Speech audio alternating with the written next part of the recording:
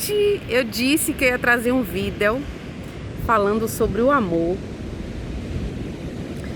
Talvez esse vídeo fique muito longo, eu precise dividir em duas partes. E provavelmente vai ser dividido em duas partes. Porque eu não posso iniciar a falar de amor sem antes falar um pouquinho, retroceder um pouquinho na minha própria história, que é uma história que fala de muito amor e muito desamores, até eu compreender o sentido amplo e profundo dessa palavra. Até eu entender também que os amores são diferentes. Eu não amo meu namorado, meu marido, meu filho de formas iguais. Eu não amo as pessoas de forma igual, né? São amores diferentes. Eu não amo aquilo que eu acredito como divino, como Deus. Aquilo que você acredita no poder espiritual centralizador da nossa vida, condutor da nossa vida. Da mesma forma como eu amo as pessoas humanas. Então, essa é uma das crenças assim mais importantes que a gente precisa desmistificar sobre o amor. Voltando um pouquinho, né, na minha trajetória, eu descobri o amor nos braços de uma menina de 14 anos. A minha mãe me pariu quando ela tinha 14 anos. E a mãe, ela estabelece esse laço de amor, esse vínculo de amor com o filho a partir do primeiro contato pelos olhos. Porque quando os olhos da criança junto com o da mãe, do recém-nascido junto com o da mãe, eles se entrelaçam, ali há uma liberação muito forte de ocitocina e ali é estabelecida a conexão. Então, já estou dando um spoiler aí de que amor precisa haver essa conexão. Essa conexão, ela não é uma conexão superficial. Então, o amor, ele não envolve corpo bonito. O amor, ele não envolve se é jovem, se é mais velho, não envolve isso. O amor, ele é muito mais profundo, é um sentimento muito profundo, onde essas coisas não vão se importar, essas coisas externas não vão importar, porque isso vai mais da paixão, do desejo, que é diferente do amor. A partir do momento que minha mãe estabelece esse vínculo comigo, ela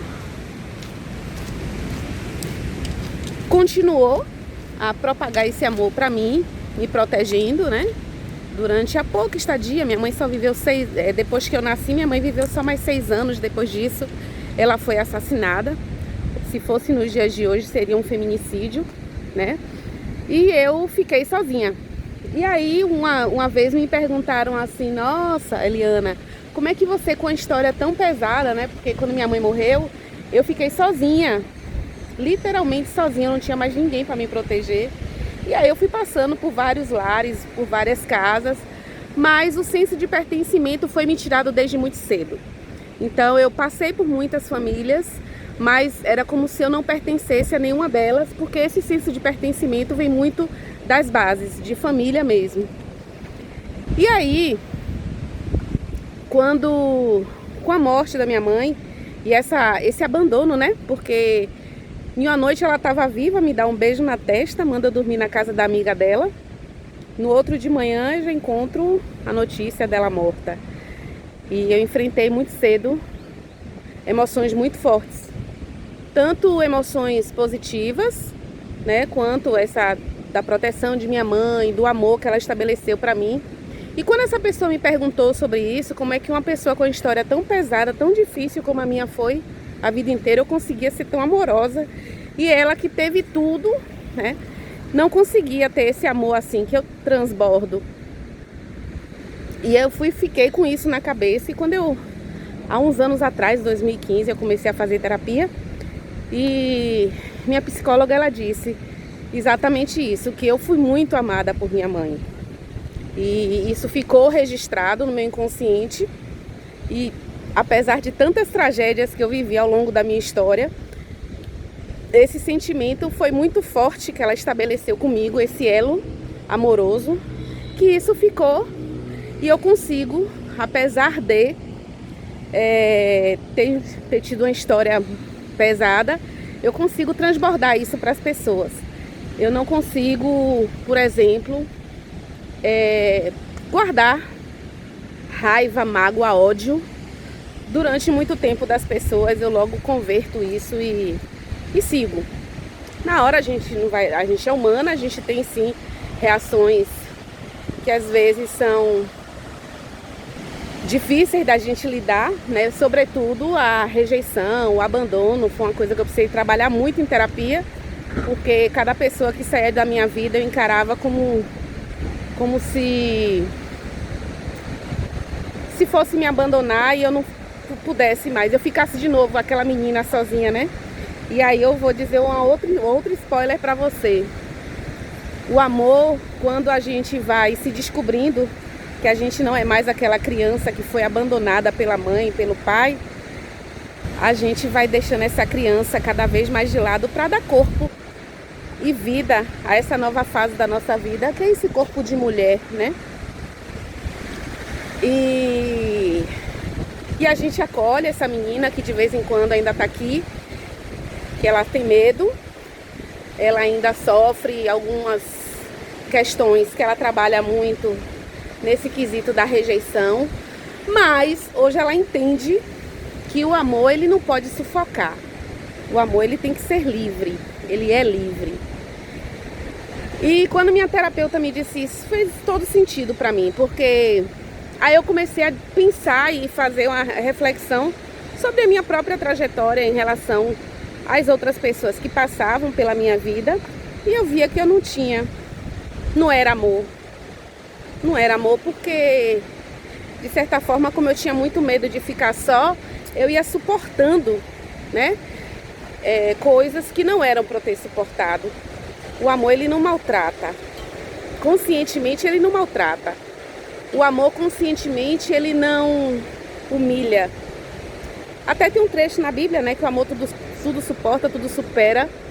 Mas quando você vai buscar na própria Bíblia o contexto do que é o amor não fala disso. O amor não fala que eu tenho que apanhar, que eu tenho que ser xingada, que eu tenho que... Não, né?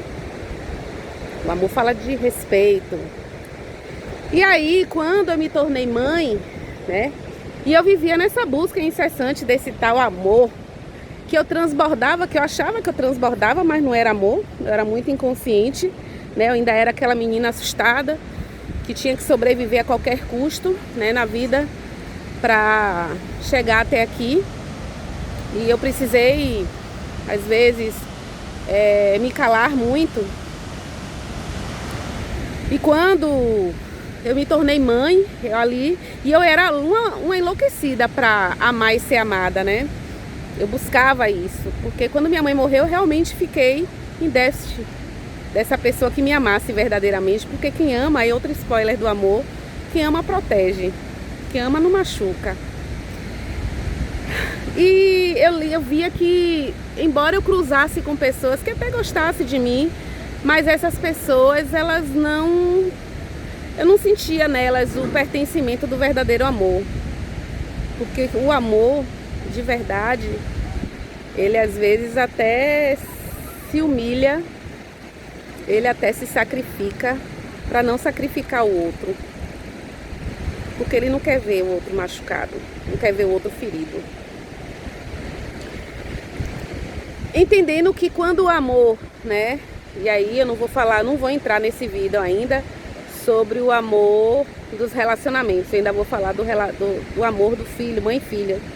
E quando eu pari o meu filho, eu tinha 26 anos, e foi estabelecido esse vínculo, né? O olhar, a troca de olhares entre a gente. E ali eu pude sentir verdadeiramente o amor.